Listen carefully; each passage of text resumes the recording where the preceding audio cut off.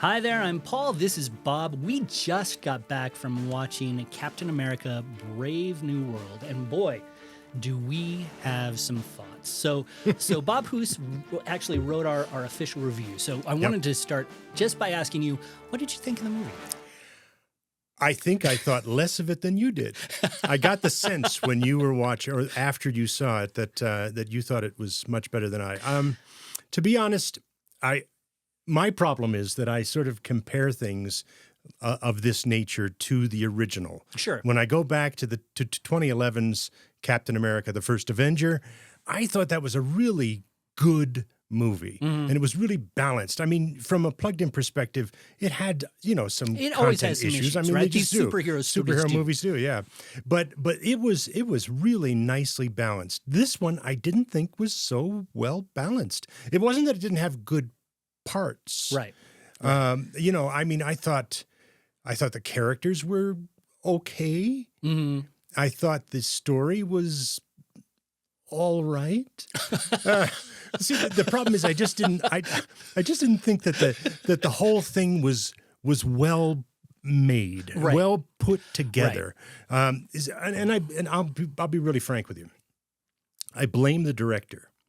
I had never really heard of the director before, and the director's job is a really, really difficult one because he's got to balance everything. You've got to take this script, hoping that the script is great. You got to take these talented actors, and you've got to try and put those together and balance it all to get out in a story that draws the audience in. Right. And I didn't think they made that happen as compared to the first Avenger. Yeah.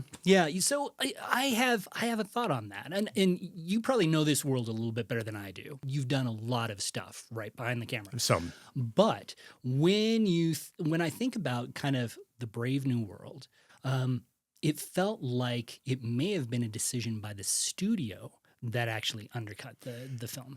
And Maybe. let me say why that is. It felt like they really tried to give us what we were expecting from a superhero. Lots of CGI, lots of action. And there was plenty of that. Some cameos, all of these little different elements that we've come to expect from the MCU, the Marvel Cinematic Universe. But it didn't feel like there was a lot of time given to character development. Well, and that is the thing. Right. I mean, you go back to that early Captain America film, they took so much time to introduce us to him. Right. Introduce us to his transition. Introduce us to the things that he cared about. Right. I can do this all day long, even though he's a skinny 105-pound looking guy, right. Whereas they never, maybe it's because there are so many things that we've seen on Disney Plus and things like that, and they think, wow, character development, that's already taken care of. Right. But I would say that a lot of people coming in don't know all those things, and they might not have Disney Plus. Right. And so right. they're coming in to experience this story, and we need it to be a great, entertaining but immersive tale. Right. It feels like the MCU has sort of fallen into a trap where you have these they're treating their movies almost like little connective pieces of tissue. Right. This is meant to link back to the earlier movies. It's meant to set the table for the next movies. But I think and by the way, there were quite a few of those little callbacks to other things, like other Hulk movies and things like that. Right. So you have the whole cinematic universe is sort of wrapped up in here. It follows the canon, right? Yep. But when you're so concerned with the canon, I think it can be really hard to create a strong standalone movie. Yes. And one of the things that struck me about this is, as I was walking out, I was thinking about what moved me about some of the original MCU movies. The original Iron Man, the original Captain America. And what I was surprised by was that what struck me was honestly the quieter moments where we hear what motivates these characters. Yeah. We hear, Tony Stark talking about, I shouldn't be here unless it was for a reason. We think about Captain America and his early struggles before he got all those superpowers. I think when you strip these characters from their superpowers, that's where you know who they are. Yeah. and why they do what they do. And I think the problem with this movie, and we'll get to some of the good stuff too, but one of the problems with this movie was that it showed us what these characters could do Right. without telling us who they were. Yeah. Well, and not only that, but the things that they did or what they could do Right. were almost so outlandish.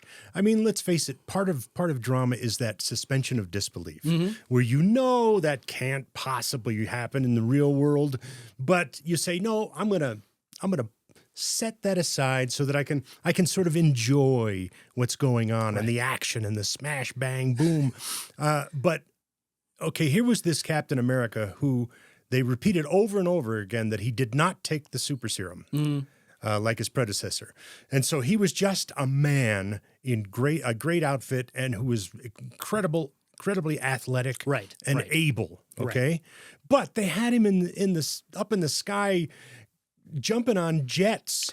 I mean, literally flying up to jets and smashing in the windshield. I was like, what? Now, or coming up, facing off with a missile and deflecting the missile, and it would explode, and he was fine. I mean, it was kind of ridiculous.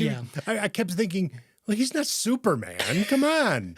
I get what you're saying. At the same time, when we're asking superhero movies to be more realistic, I don't know if that's really a goal that we should shoot for. I'm not saying it has to be more realistic. I mean, I'm saying it has to at least be within the realm of possibility. So, okay, there were things that we liked about this movie, though, right? And do you want to unpack some of the themes that we see in here that I think might resonate? Well, with and our that's audience? the thing. There were some nice themes here. There were some nice themes about. I mean, one of the things that he brought up a couple of times. Sam Wilson, who was the main character, the new Captain America.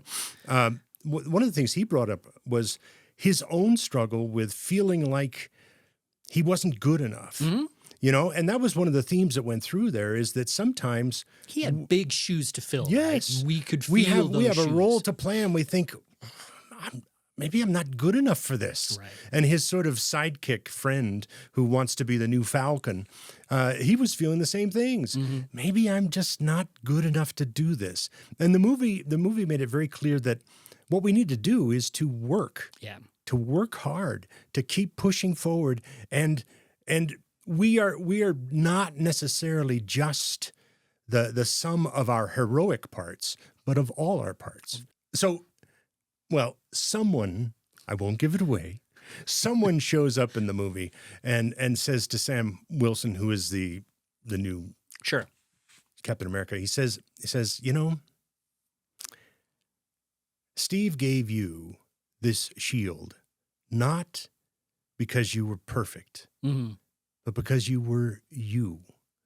And so he was saying that it's all of those qualities that maybe aren't so heroic or aren't all those confident, I'll stand up and thump my chest moments. All of the elements of who you are make you the best candidate for the job. And I think that's a good theme. I think a lot of kids can listen to that and say, maybe there are things about me that aren't just focused on whatever that given role may be. Yeah. And it's interesting that you mentioned that because I do think when the movie was at its strongest, it pays off on that promise, right? It's about, it sort of gets back to what we had just talked about, who Sam Wilson is, and not giving anything away, but who Sam Wilson is outside of all the equipment that he's been given, all of his talents. And wouldn't it have been great if they had taken more time to show us that? Right. Because they didn't. And I mean, some people at home that may say, well, no, I want to see the whiz bang boom.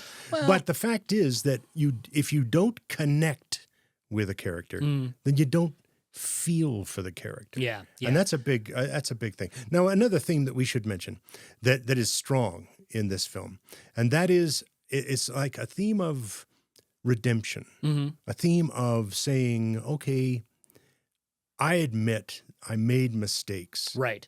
But I want to be better. Well, and I think that's one of the most compelling things about this, because I think that when we talk about our own faith, change is a huge part of that, Yeah, right? yeah. We have been changed because of the new life that Christ has given us. Right. And that's a huge theme in here. Change is hard. And we see one of the MCU's perennial bad guys, right? Thaddeus Ross. He is now president. He is leading the country, leading the world in a lot of ways into a brave new world, right? And So to speak. so to speak. And there is a lot of question around amongst a lot of people. Has Thaddeus Ross changed?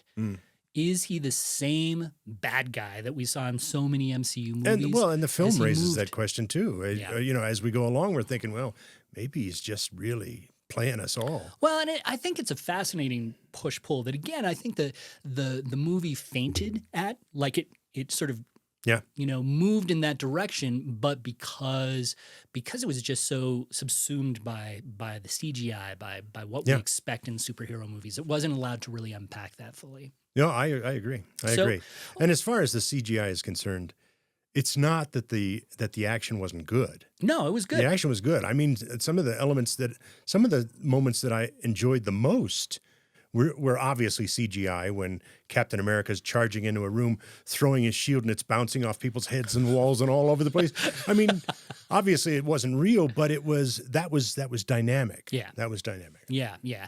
The thing that struck me, and you mentioned that I probably like this movie a little bit better than you did, and I think that that's probably true.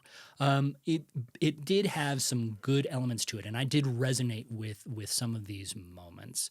But since we talked a little bit about the shields bouncing off people's heads, let's give people just a quick overview of what they might need to be aware of. Give you a little thumbnail of, if you're a mom going, I wonder if Junior would like this movie.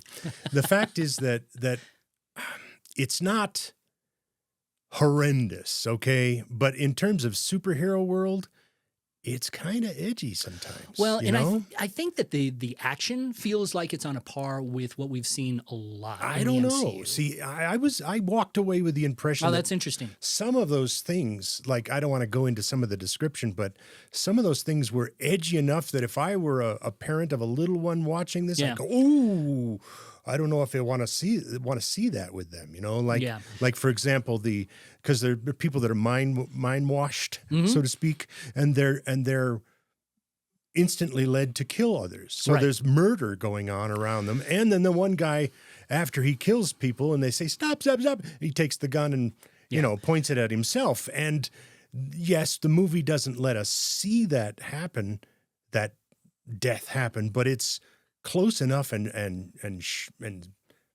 I don't know. It's not shocking, but it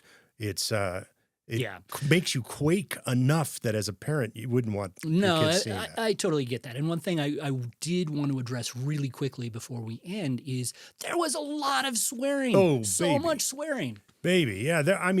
I sort of tallied up all of the swear words, and there were well over 40, maybe 45, 46. I mean, it was pretty hefty when you're talking, again, about a superhero movie that you want to take your kids to see. Well, this brings me back to what you had talked about a little bit earlier. This character who comes in and talks to Sam Wilson, talks about it's not about who it's about who you are.